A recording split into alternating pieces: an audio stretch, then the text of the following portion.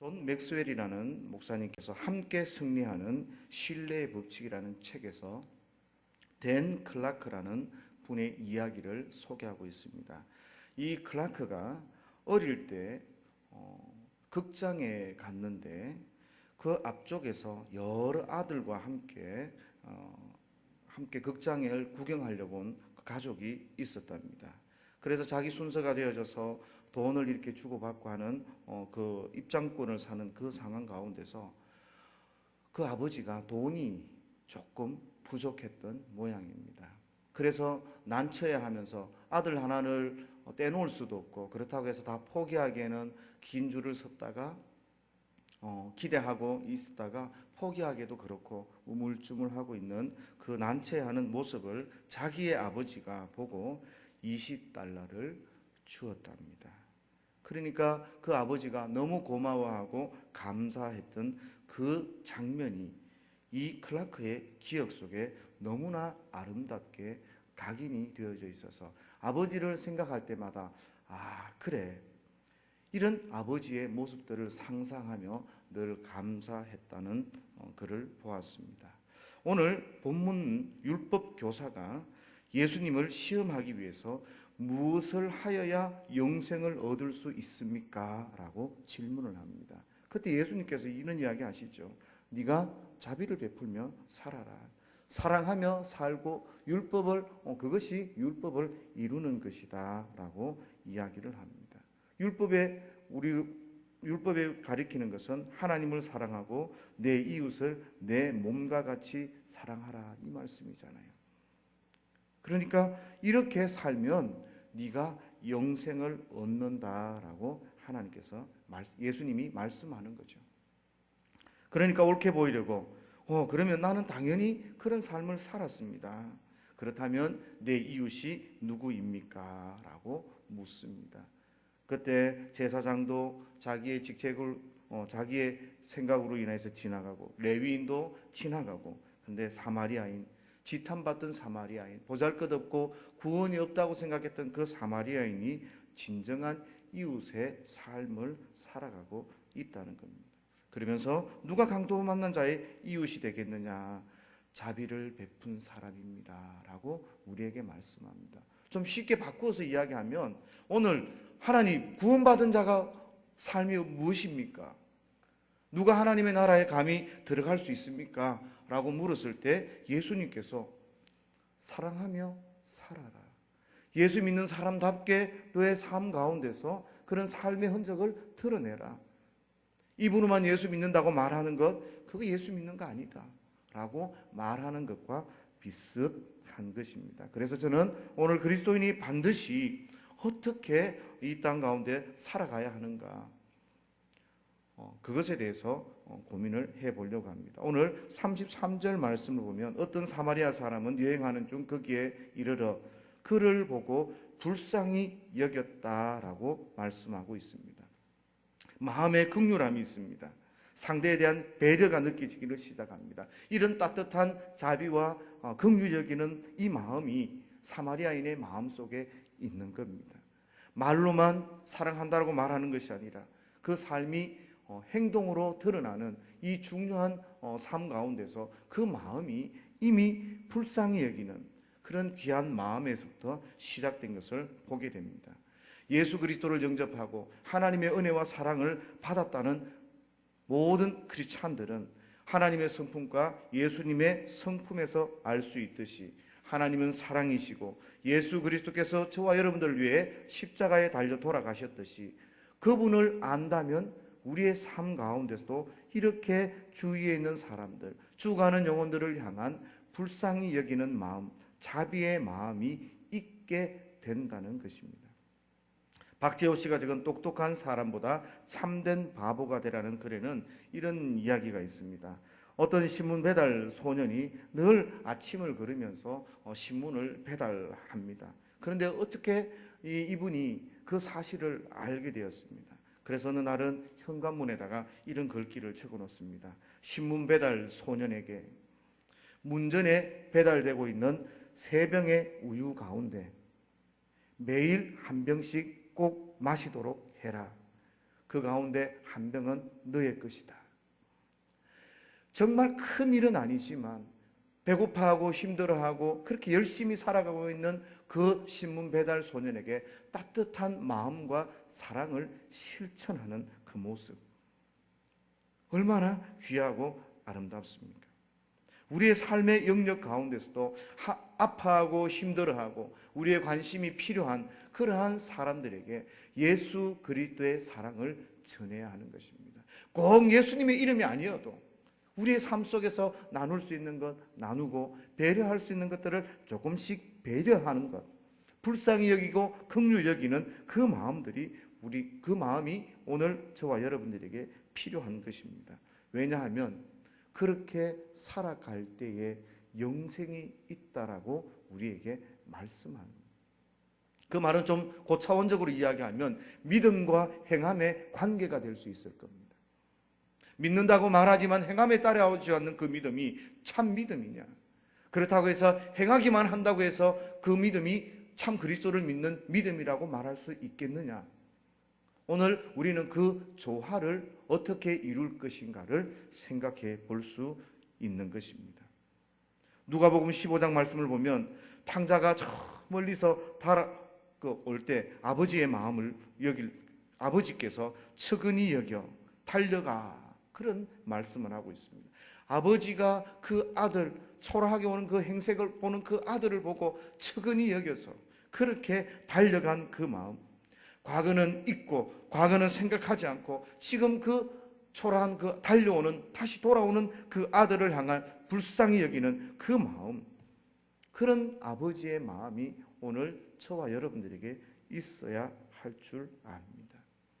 내 아내를 향해서, 내 자녀를 향해서, 오늘 내 형제를 향해서, 나의 부모님을 향해서, 내 이웃을 향해서 이렇게 측은히 여기고 긍휼히 여기는 마음, 이런 마음들을 가지고 살 때 정말 예수의 향기가 드러나지 않을까라는 생각을 합니다. 자비로운 마음, 긍휼히 여기는 마음, 그것은 바로 예수님의 마음입니다. 예수님께서도 그런 마음을 가지고 각 병들고 소외되고 힘들고 어려워하는 그 많은 사람들과 함께 생활하며 그들에게 긍휼을 베푸셨던 것을 우리가 기억해야 합니다. 두 번째로는요, 우리가 선한 이웃으로 이 땅 가운데 살아가고 참된 그리스도인으로 이 땅 가운데 살아가기 위해서는 행함이 있어야 합니다. 자비롭다, 불쌍히 여긴다, 따뜻한 마음을 가진다, 참 추상적일 수 있습니다. 이런 귀한 마음들이 행동으로 나타나야 참 자비로운 마음이고 참 따뜻한 마음이 될 수 있다는 겁니다. 야고보서에서 저와 여러분들에게 경고하는 것은, 하나님이 살아계시는 것은 귀신들도 알고 뜬다라고 이야기를 합니다. 귀신이 하나님이 살아계시는 걸 모르는 게 아니네. 알지만 하나님 앞에 순종하지 않고 하나님 앞에 복종하지 않는 것이, 그게 바로 귀신의, 사단의 삶인 것입니다. 우리의 마음도 우리의 믿음도 동일한 줄 압니다.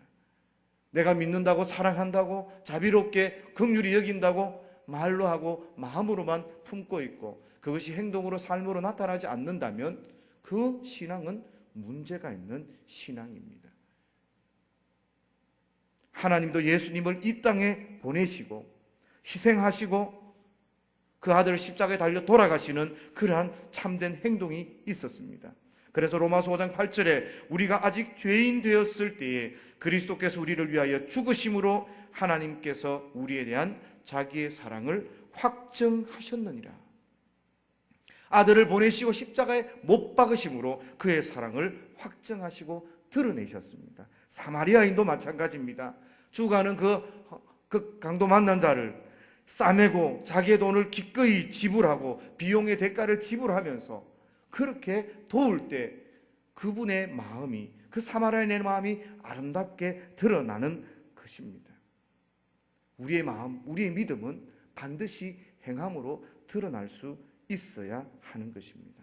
그 가운데서는 예수 믿는 사람들이 말로써 그 자비로움과 따뜻함이 좀 드러날 수 있기를 바랍니다. 우리는 이 말을 너무 쉽게 합니다. 너무 가슴에 비수 같은 그런 이야기를 쉽게 합니다. 다른 사람에게 상처받는 그 이야기를 내가 상처받지 않으니까 너무 쉽게 하는 그런 경향들이 있습니다. 우리는 이런 사람을 죽이는 말들을 조금 조심하고 절제하고 그런 것들을 하지 않아야 하는 겁니다. 기왕에 하는 말이라면 따뜻하고 격려하고 칭찬하고 다른 사람들의 가치를 인정해 줄 수 있는 그런 귀한 말을 해야 하는 것입니다. 때때로는 그 격려가 그 사람을 살릴 수 있는 것입니다. 그분의 장점을 살릴 수 있고 그분이 지쳐 있을 때 그분을 살려낼 수 있는 겁니다. 한마디의 말로 천냥빚을 갚는다고 하지 않습니까? 그런데 예수 믿는 사람의 그 입에서 찬송을 하고 그 예수 믿는 사람의 입에서 저주를 하고 그 예수 믿는 사람 입에서 기도를 하면서 예수 믿는 사람의 그 입에서 다른 사람을 비하하고 격하하고 무시하는 그런 말을 한다면 그 믿음이 진짜 믿음이겠냐? 우리가 한번 생각을 해볼 필요가 있습니다. 그리고 우리의 삶 가운데서 정말 많은 사람들을 향해서 따뜻한 마음이 실제적으로 좀 드러날 수 있어야 하는 겁니다. 사마리아인은요, 그 당시에 개보다 못한 취급을 받으면서 그렇게 살았습니다. 그럼에도 불구하고 그는 다른 사람들을 도와주고 다른 사람들을 위해 희생하는 그 불쌍한 사람들을 위해서 기꺼이 자기 자신과 재산을 투자하는 그런 삶을 살았어요. 좀 바꿔서 이야기하면 예수의 예자도 모르고 하나님의 하자도 모르는 그런 사람들은 따뜻한 다른 사람에게 베풀고 나누고 형제들을 섬기는 삶을 살아가는데 예수 믿는다고 하는 사람, 제사장이나 레위, 존경받고 사랑받고 서로 사랑한다고 했던 그 사람들은 진짜 어려운 사람들을 두고 여러 가지 핑계를 두고 지나가는 거예요. 도와야 하는데 형제를 돕지 않고 섬겨야 하는데 이웃들을 섬기지 않더라는 거예요. 우리는 종교인이 되지 말고 그리스도인이 되어야 하는 겁니다. 황해도 운율에요, 이찬영 장로님이라는 분이 계셨어요. 이분은 굉장히 큰 부자였답니다. 그 11조를 통해서 교회를 섬기고 그러고 나서 학교를 돕고 세우고 어떤 잔치를 하면 주변에 있는 거지들을 다 불러 모았대요. 동서남북 황해도를 넘어서 평안도 이런 데서부터 그 집 잔치한다 그러면 모여들 정도로 그렇게 후한 인심을 가지고 그렇게 섬기면서 살았답니다. 그런데 공산당이 어느 날 들어오면서 토지개혁을 실시를 하는 거예요.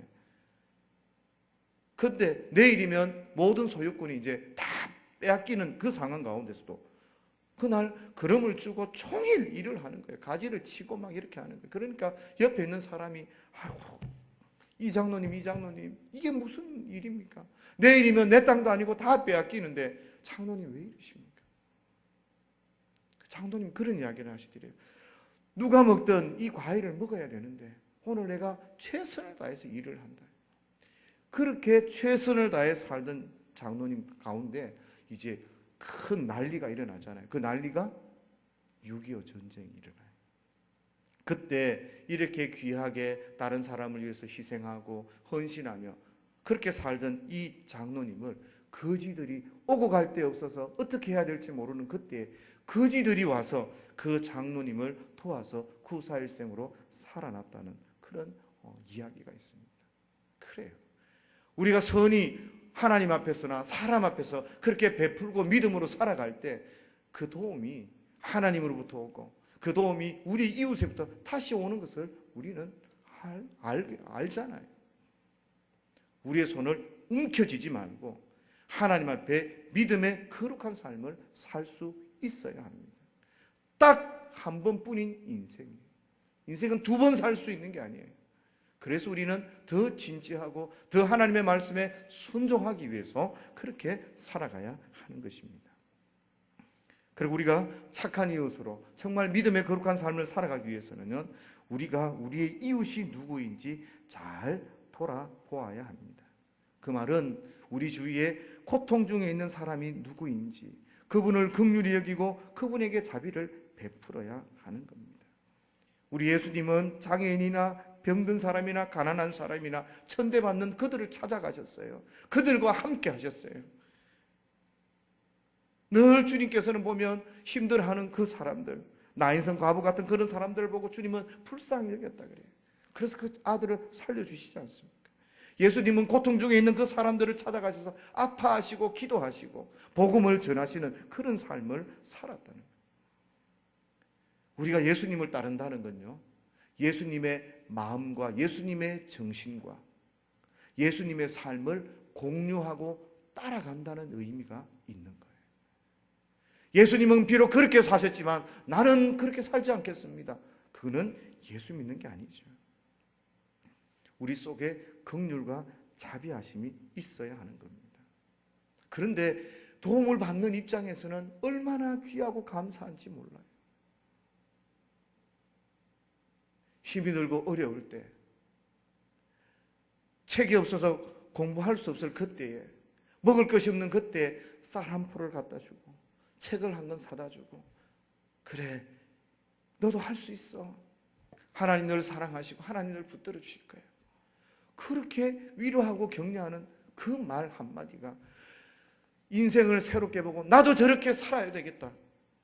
그분이 대통령도 아니고 그분이 뭐 유엔 총장도 아니지만, 그렇지만 그 삶을 본받고 싶어지는 거예요.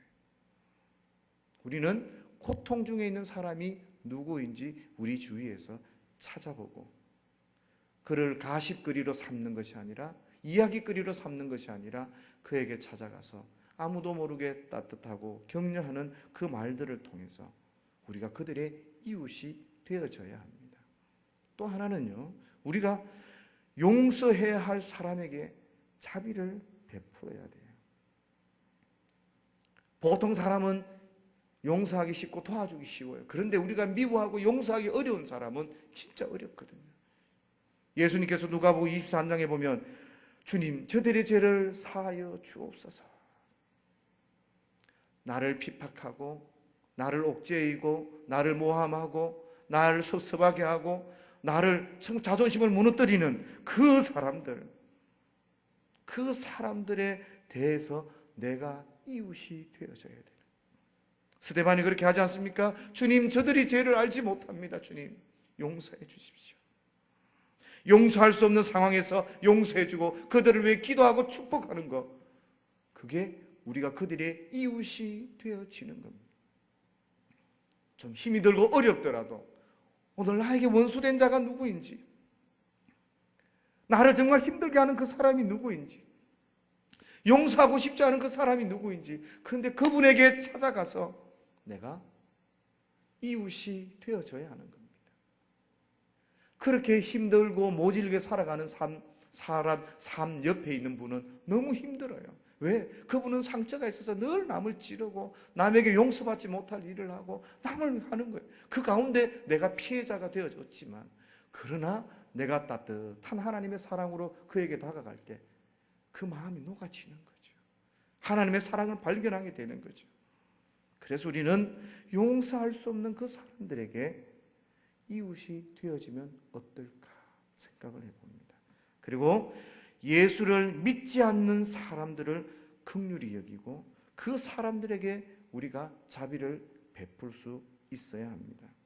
정말 많은 사람들 가운데서 가장 불쌍한 것은 지금 바로 죽어가는 사람이에요. 다른 그 어떤 것보다도 지금 당장 숨을 끊는다고 하면 우리 모든 거 내려놓고 그 사람들에게 찾아가서 용서를 구하기도 하고 용서해 주기도 하고 그 사람들을 돌아보기도 하고, 우리가 마지막 가는 분에게 그런 이야기 하잖아요. 마음에 찌는 것 없이 다 그냥 편안하게 가라고 그런 이야기 하지 않습니까? 맞아요. 그런데 지금 예수 믿지 않는 그 사람은 영적으로 죽은 분이에요. 영적으로 죽은 사람이에요. 그 불쌍한, 하나님을 알지 못하는, 그 어떤 것보다도 저 하나님의 나라를 깨닫지 못하고 알지 못하는 그 사람들에게 자비를 베풀어야 되는 거예요.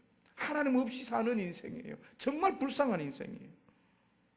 자기가 모든 것을 할 수 있다고 생각하고 잘났다고 생각하고 뭐 괜찮게 산다고 생각하는데 하나님을 모르는 인생이에요. 하나님을 모르는 인생.